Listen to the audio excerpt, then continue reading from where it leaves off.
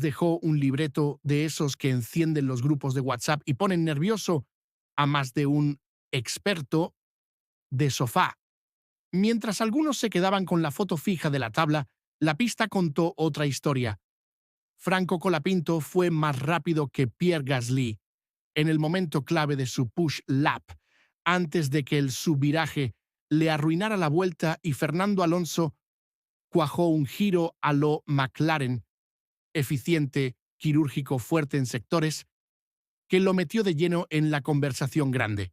Si vivís la F1 con la pasión que sentimos en este canal, haced dos cosas ya. Deja tu like, suscríbete y activa la campana y comenta «Vamos Franco» y «Vamos Nano» para que la comunidad empuje este contenido. Compartilo con ese amigo que siempre analiza telemetría frame a frame y sumate al debate. Hoy traemos datos, contexto y lectura táctica sin humo, lo que la tabla no cuenta y la pista sí. Dos programas distintos en Alpine. El engaño del reloj en los libres de Singapur es un clásico. La evolución de pista es tan brutal. Más caucho, menos polvo, más temperatura en la ventana, más confianza, que una vuelta dada 5 minutos más tarde puede valer 3 décimas extra sin cambiar una sola tuerca. Súmale que Alpine repartió funciones con claridad matemática. Gasly orientó su plan a la vuelta lanzada con flap adjust, sucesivos en el ala delantera para cazar balance al final de la sesión. Colapinto cargó con el trabajo pesado de equipo ese que no da titulares, pero entrega puntos, tandas, ritmo, calentamiento del eje delantero, correlación de ajustes y degradación en aire sucio. Con ese reparto, la foto del cierre engaña a quien mira solo posiciones, con cronología en mano. El cuento es otro, la vuelta de Franco, que no fue y por qué iba por delante. Vamos al momento caliente. En su intento fuerte, con gomas blandas y pista ya decente, Franco venía verde contra Gasly, sector a sector. Mejor tracción en la primera secuencia, lenta más velocidad sostenida en el cambio de dirección y sobre todo un pie derecho que encontraba grip con menos patinaje. No hablamos de magia, hablamos de un coche que en esa vuelta estaba respirando mejor en la entrada y mitad de curva gracias a una outlap bien medida. Ni gomas frías ni cocinadas. La telemetría de referencia, la buena, la que no miente, te pinta esa película con claridad.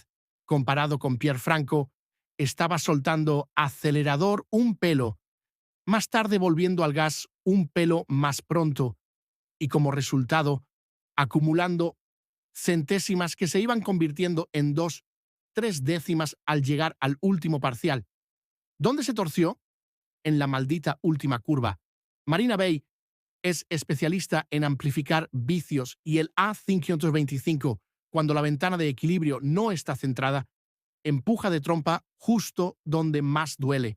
Subviraje puro, girás el volante, pedís al eje delantero que muerda, la goma no termina de enganchar y el coche te expulsa hacia afuera. Ahí murió la vuelta.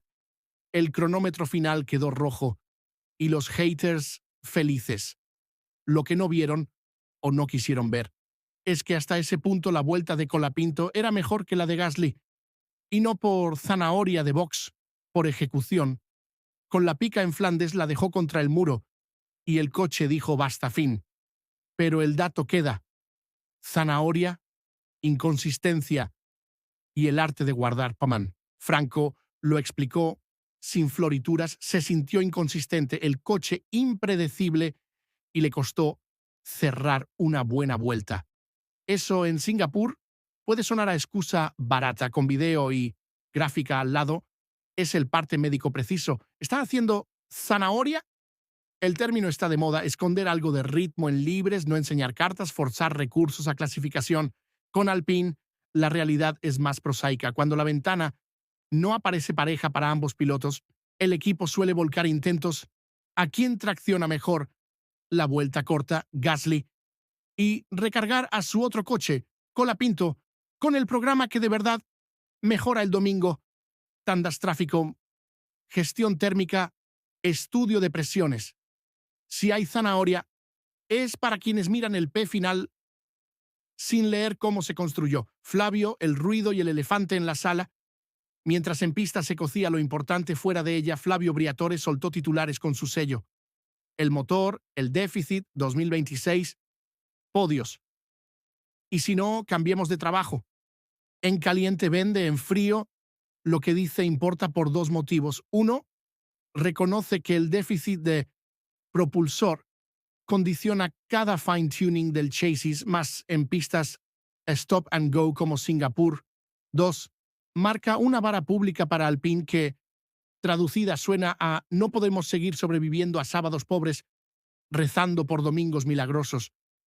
Ese entorno, ruido, expectativas y presión, hace aún más valioso que una escuadra ordene su fin de semana desde la pista y no desde los titulares. Ahí el rol de Franco con el grupo, mecánicos, ingenieros, performance, se nota, agradece el esfuerzo, mete horas, prueba y anota.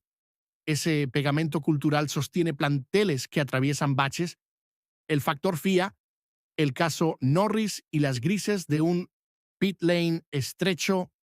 La previa se agitó con otro condimento, el documento de la FIA sobre un posible unsafe release de McLaren en el incidente con Leclerc. En un pit lane estrecho y con equipos lanzando a sus coches en milésimas, las fronteras entre agresividad e infracción se vuelven difusas. ¿Importa para el análisis? Sí, por dos razones. Uno, porque McLaren en Marina Bay suele jugar fino a una vuelta y cuidar las cartas, así que una sanción o advertencia cambia el ajedrez de la Q1 Q2 en lo más mínimo que define posiciones. Dos, porque nos recuerda que la clasificación acá no es solo pie derecho, es logística de box, gaps de pista y nervios de acero. Alonso a lo McLaren, eficiencia, no humo. Lo del nano merece capítulo aparte, no fue un vueltón aislado y ya está. Fue un giro bien construido con tres ingredientes que definen a los McLaren cuando están afilados: frenada tardía sin perder el coche, transición limpia y velocidad sostenida en el segundo sector. El Aston Martin, con la carga aerodinámica donde tenía que estar y una trasera más plantada que en fines de semana anteriores, le devolvió al asturiano su versión quirúrgica. Si miras parciales, la historia cuadra. En S1, Alonso dentro del lote puntero. En S2, el territorio donde Norris suele poner lila, Fernando se mantuvo más cerca de lo esperado. Y en S3, nada de caída. El AMR no se desarmó. Eso no significa que McLaren haya mostrado todo. Probablemente no. Pero sí que Aston encontró una base seria. Traducido, Q3 es objetivo realista. Un top 6 en carrera con estrategia correcta también. El podio posible si entran en la ecuación safety car y aire limpio. Comparativa limpia. Alonso versus Norris versus Ferrari versus Red Bull. No hace falta publicar pantallazos de telemetría para contarlo bien. ¿Dónde Fernando hizo la diferencia? En esa frenada larga donde soltar tarde y clavar el coche te regala metros útiles, más esa salida con mínima patinada que no cocina la goma trasera. Norris, como siempre, lila en el S2 por apoyo medio, a gran eficiencia aerodinámica. Piastri dejó dudas. Roce de muro, diferencias inusuales con Lando, que solo libres dos despejarán con tanque y degradación. Ferrari sigue siendo factor a una vuelta, Sainz enchufado, Leclerc cerca, con ese clásico pico que te pone rojo el monitor. Red Bull con Verstappen recuperó sonrisa. El nuevo suelo le sienta y ese zigzag medio del segundo sector parece diseñado para él. El nano le ganó un parcial, sí. Max le devolvió dos. De cara a la quali, pinta pelea cerrada. De cara a carrera, Red Bull gestiona mejor el ritmo con aire sucio, pero la foto del viernes ya no es la de 2023. Hay que correrlo. El cómo de Alpine para el sábado. Previsibilidad antes que pico. Con el A525 tan sensible a temperatura y viento, Alpine tiene que apuntar a un objetivo más humilde y más ganador. Un coche que avise antes de morder. Eso se construye con presiones que no frían la delantera en outlap ni la sobrecalienten en push. 2 push laps encadenados en Q1 a Q2. La primera para despertar el eje delantero, la segunda para ir al tiempo. Diferencial un poco más abierto en entrada para ayudar a girar la trompa sin castigar la trasera. Un flap delantero a favor de Franco, incluso si el coche pierde medio kilómetro de punta. Mejor perder 0.05 en recta que regalar 0.25 en el giro clave. Outlap sin tren. Si Franco cae en el convoy del S3, la vuelta queda hipotecada. ¿Y el calor? Chaleco sí, chaleco no. La etiqueta riesgo de calor ya está colgada y el tema del chaleco refrigerante no es anecdótico. Suma peso, penalidad, pero te mantiene lúcido cuando el cerebro de medio paddock entra en modo grumo en la vuelta 44. ¿Qué haríamos? Si el plan es defender con uñas y dientes una posición sobre el final, chaleco. Si la apuesta es ganar puestos con undercut, some overcut en el medio y luego controlar con aire limpio, quizá no. Franco lo dijo claro, que sea opción y equidad a través del peso. El resto es fisiología aplicada, pre-enfriamiento con slushy, hidratación con sales, toallas frías, respiración controlada bajo safety car y gestión del tape de aire, lo invisible que gana carreras en Marina Bay, llamada a la acción, sí, otra vez porque tu voz pesa. Ahora te leemos. ¿Qué harías con Franco en quali? Vuelta única al todo o nada, o 2 intentos consecutivos con calentamiento progresivo. Chaleco refrigerante sí o no con esta humedad. ¿Y el nano? ¿Lo ves más AMR optimizado o más McLaren guardando de cara a Q3? Deja tu comentario, deja tu like y compartí este análisis. Ese gesto multiplica el alcance, sube la presión a las estructuras y nos permite traer más comparativas al detalle. Lo que no viste en las onboards y explica por qué Colapinto iba en verde. Tracción en la primera salida lenta donde se arma la vuelta. Franco estaba al gas con menos patinaje que Gasly, menos derrape, más empuje, menos temperatura por fricción en la trasera. Ahí ancló la primera décima. Medio de curva, esa zona de 140 a 160 km/h y H donde el coche apoya y pide fe. Con el balance que tenía en esa vuelta, el argentino cargó un poco más de velocidad que Pierre. No era heroísmo, era ventana bien tomada. Frenada previa a la última curva. Llegó con el delta a favor y con el neumático delantero en el límite justo. El subviraje lo empujó a la zona sucia y ahí se terminó todo. La foto final lo castiga. El split intermedio lo reivindica. McLaren, el techo lila del S2 y la vara de Alonso. ¿Por qué decimos Alonso a lo McLaren? Porque su vuelta tuvo el mismo espíritu, eficiencia sin aspavientos, sector 2 fuerte, aunque el lila sea de Lando, y un S3 sin desmorone. La diferencia con fines de semana previos es que el AMR no pidió milagros al volante. Cuando la zaga está plantada y la frenada no flota, Fernando puede mezclar agresividad y delicadeza. Eso te permite repetir: si la base es esta, no fue una vuelta de unicornio. Allí radica el optimismo realista.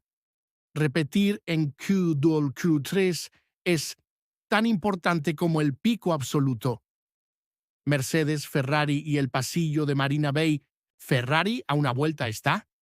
Mercedes en esa tierra de nadie donde un grado de temperatura en el asfalto te manda de P6 a P10. La noche y la evolución de pista pueden disfrazar virtudes o defectos. Acá, más que nunca, el timing manda. Evitar la primera tanda de Q1 con pista verde y tráfico y jugársela en la última, con margen de error mínimo, es lo que separa héroes de lamentos.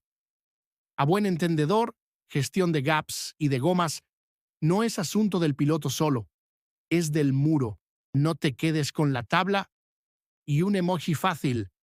Colapinto fue más rápido que Gasly cuando importaba, hasta que el subviraje le tiró la vuelta abajo. Su programa, además, fue el que te da ritmo de carrera. Alonso metió un bombazo consistente, no un fogonazo. con un Aston que por fin pareció dentro de la ventana. McLaren guarda algo, Ferrari enseña lo suyo, Red Bull con Max vuelve a modo depredador y en el medio de todo un sábado que se va a decidir en decimales, gaps y cabezas frías. Si estás acá, sos de los que miran más allá del tiempo final, entonces te pido una última. Deja tu like ya, suscríbete, activa la campana y compartí. Cuanto más se amplifica esta comunidad, más ruido hacen los datos frente a los clichés.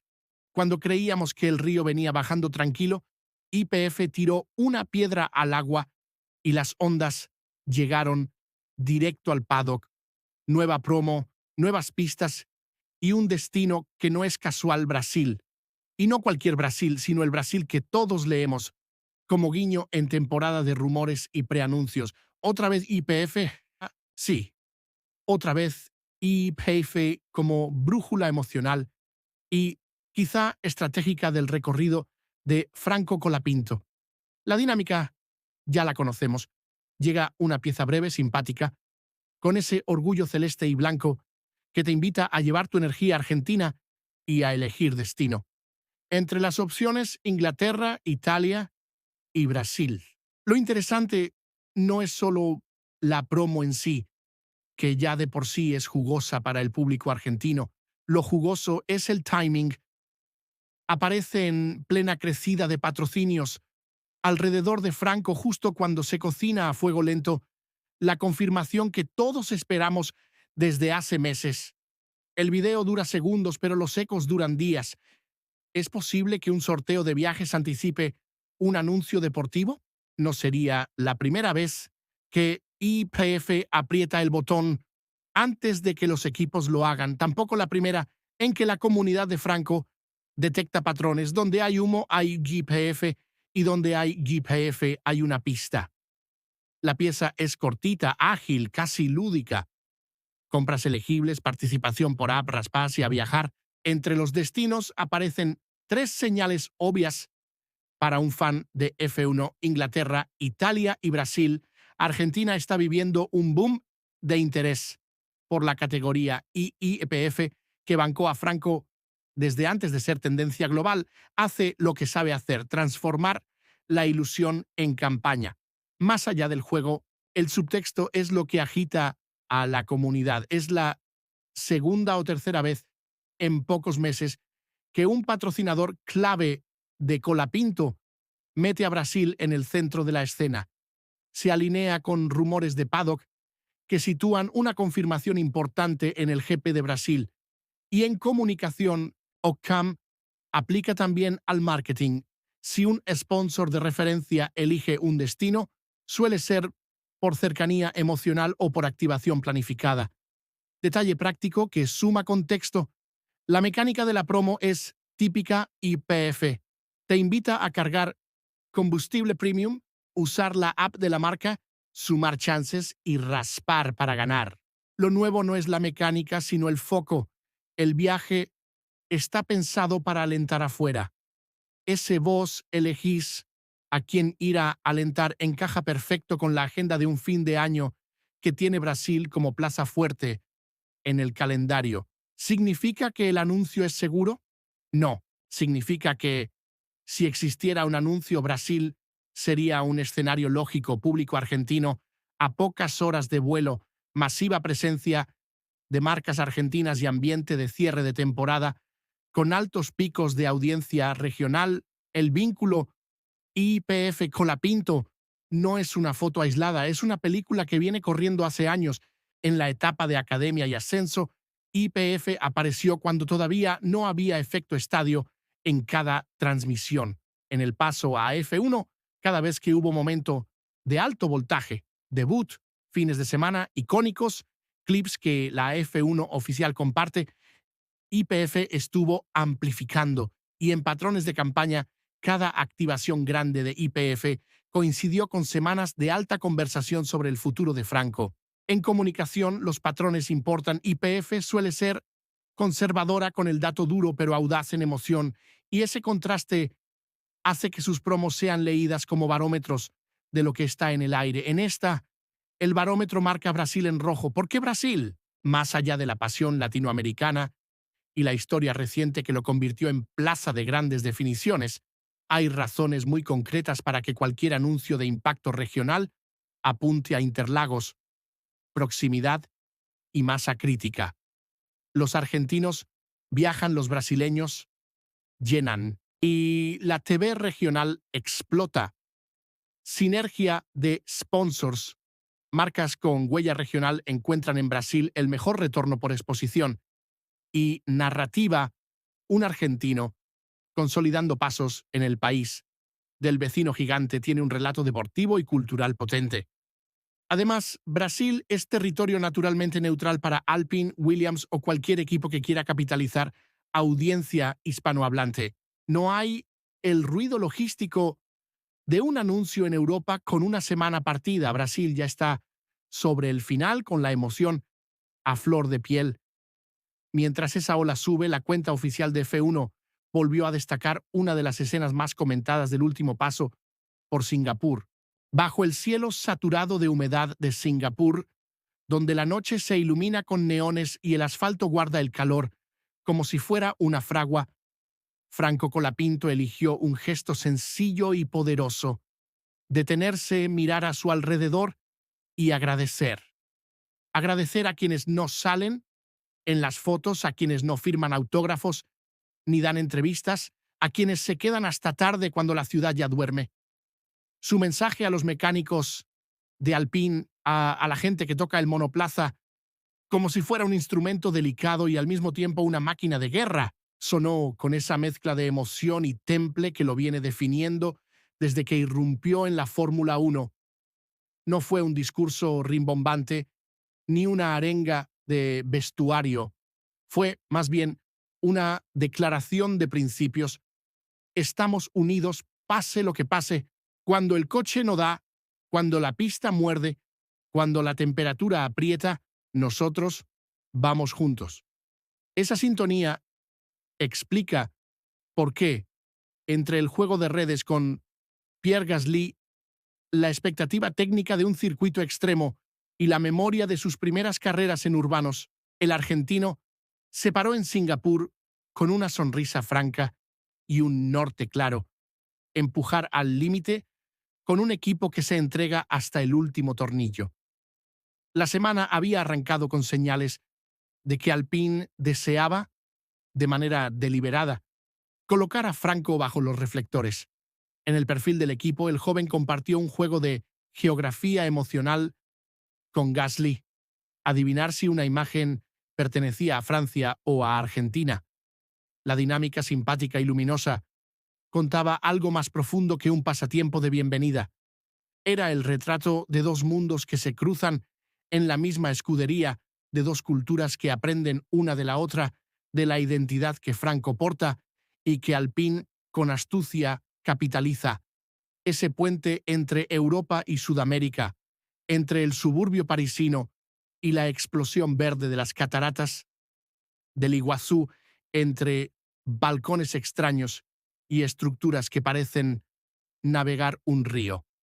El argentino y el francés se reían, arriesgaban, y en ese intercambio ligero se dejaba ver la química interna. Un equipo que se permite jugar junto es un equipo que puede soportar el peso de un fin de semana como el de Singapur, donde cada error se paga con una factura impiadosa. En paralelo, Franco contaba su relación con la ciudad-estado. Desde otra ventana, el Singapore Flyer, esa noria inmensa que observa el circuito como un vigía. Vamos a hacer algo realmente copado, nunca hecho antes, nos decía. Con esa naturalidad que lo acerca a la gente, no es menor el detalle, los pilotos que se abren a la experiencia del entorno, que toman aire entre tanta presión, suelen llegar más sueltos a las frenadas ciegas del segundo sector, a las curvas que exigen precisión de cirujano y coraje de acróbata. Las fotos oficiales, la sonrisa de llegada al paddock, la camaradería con Verstappen y otros colegas dibujaban un retrato humano que, sin embargo, no dulcifica una realidad técnica. Alpine arrastra un paquete que no siempre responde como ellos quisieran, y la lectura del fin de semana exige ese balance entre ilusión y realismo que Franco ha mostrado con madurez. Cuando el argentino repasó su experiencia más cercana en Singapur, volvió sobre una base que lo sostiene, la confianza que supo construir en su tercer Gran Premio, aquel debut en un urbano verdaderamente cruel con los errores. Recordó que estuvo a nada de entrar a Q3, que clasificó P11, que por momentos rodó décimo en carrera hasta que Checo Pérez le ganó la posición con un undercut bien ejecutado. Ese recuerdo no es nostalgia, es una brújula. Singapur le sienta bien por una razón concreta: el estilo con el que edifica su ritmo, la capacidad de creer en el coche, aun cuando el margen de error es nulo, la disciplina para llevarlo al alambre y no caer. Aún así, y aquí vuelve la honestidad, aquello fue con un monoplaza distinto, en un contexto distinto. Hoy, con Alpine, el reto es otro. Hay déficit de motor en ciertas pistas, hay áreas del paquete que piden desarrollo, y lo que antes era intuitivo hoy requiere más trabajo, más método, más paciencia. Ahí es donde su mensaje a los mecánicos adquiere la densidad de lo importante. Cuando las cosas no salen como querés o como esperás, es difícil mantener la motivación, dijo, para inmediatamente resaltar que el equipo la sostiene, que se quedan hasta tarde, que buscan soluciones, que empujan muchísimo. Para un piloto, reconocer a quienes velan el sueño del coche es más que un gesto, es inyectar sentido a horas invisibles, es poner valor con la palabra a esas decisiones nocturnas que no salen en la tele. Reconfigurar una deriva, revisar un conducto de freno, comparar mapas de motor, replicar el comportamiento del auto en un banco de suspensiones. La gente que vive a base de cafeína en el box, la que ve la pantalla verde del simulador hasta la madrugada, necesita, como cualquier persona, saber que el sacrificio tiene destinatario. Franco lo sabe y lo dice, y en el decir se hace equipo. La dificultad, expresó, no está solo en la performance pura, sino en la imprevisibilidad. Un coche difícil de leer complica la comprensión de lo que hará en cada situación, especialmente en un urbano donde el margen es cero. Singapur castiga al indeciso y al que no tiene feeling a la sucesión de curvas a baja velocidad, los baches, la temperatura de pista que cocina el neumático. Todo conspira contra quienes no logran que el auto hable de manera clara al piloto.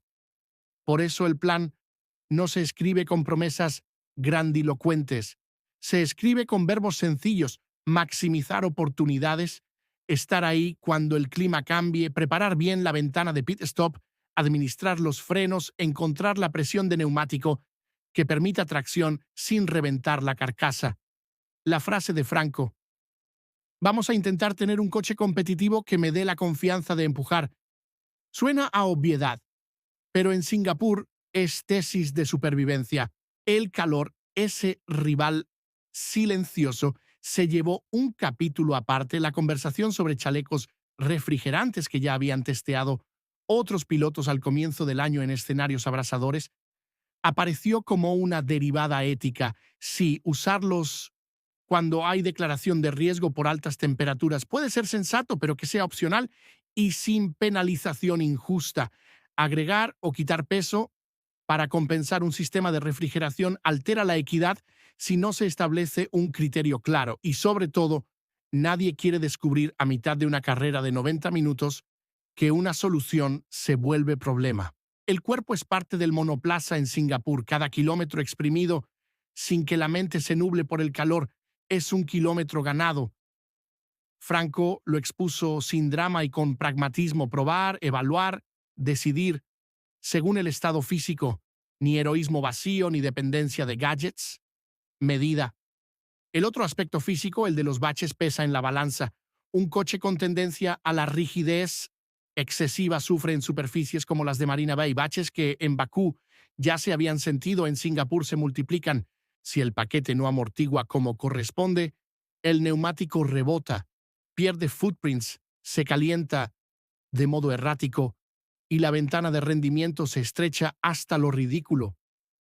En ese paisaje, Alpine necesitaba encontrar una puesta a punto que devolviera al piloto una plataforma mínimamente predecible. De ahí que las pequeñas mejoras como los ajustes en el freno trasero que el equipo venía introduciendo despertaran interés. En un urbano, estabilizar el eje posterior en la fase final de frenada y entrada de curva no es un lujo, es la diferencia entre rozar el muro con fe o con temor. La radiografía del paddock completó el cuadro. Carlos Sainz, por ejemplo, hablaba de una Ferrari que sufre cuando sube la carga aerodinámica, lo que no anulaba su ambición por replicar un fin de semana limpio al estilo Bakú. Lando Norris, por su parte, se declaraba confiado y en paz con un circuito que lo favorece desde 2019, más allá de que el pronóstico prometía jornadas menos amables que otros años. Oscar Piastri, con franqueza sutil, rebajaba el drama de su tropiezo reciente a una suma de errores concentrados en un mismo evento y dejaba la puerta abierta a una reacción inmediata. Verstappen, escéptico y filoso, jugaba con el 50% de ganar o no ganar, recordando que Red Bull es potente en baja carga y que lo de alta, en escenarios de desgaste mayor, no siempre viste bien al coche. Todo ese coro importa a Alpine, no por comparación estéril, sino porque la jerarquía del rival define la vara de la propia ejecución. Si los demás también admiten zonas grises, se habilita un margen de astucia estratégica. Elegir el momento de la vuelta lanzada cuando la pista evoluciona, no quedar atrapado en un tren de DRS, leer rápido si la lluvia se atreve a interrumpir. Mientras tanto, la novela del programa Junior de McLaren, con la salida inmediata de Alex Dunn, aparecía como ruido de fondo. No concierne a Alpine en lo operativo inmediato, pero cuenta algo del ecosistema en que se mueve Colapinto. El mercado de talento joven se agita. Los equipos reconfiguran sus pirámides, los ascensos se negocian a golpe de rendimiento, paciencia y geopolítica interna. Que un piloto de proyección cambie de casa sugiere movimientos más amplios en la parrilla del futuro. Para Alpine, tener a Franco no solo en pista, sino también en el centro de su narrativa pública, como demostró la maratón de publicaciones, es una inversión tangible. En días complejos, un rostro que conecta, una historia que inspira, una voz que agradece, valen tanto como una décima recuperada en la curva de la Esplanade.